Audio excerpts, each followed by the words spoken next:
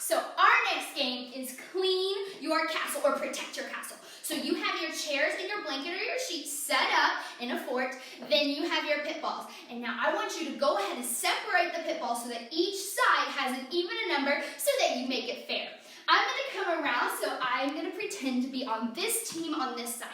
We'll pretend like I have 4 pit balls on my side and they have 4 pit balls on their side, okay? Then we're going to turn on the music and you'll just take the pit balls and go boop, toss it over to the other side. But at the same time, they're going to be tossing their pit balls on your side. It's crazy. And you're just going to keep going and going and going until the music stops and then freeze.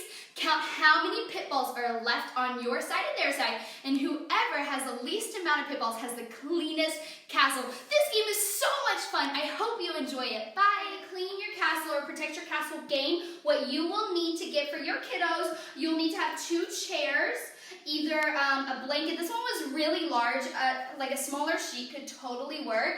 And then you'll need some sort of soft ball, like a pit ball. These can be found on Amazon right now. I just checked, they have plenty. I have 5 here with me, but you maybe want more than that, depending on how many kiddos you have that will be playing this game. I hope they enjoy it.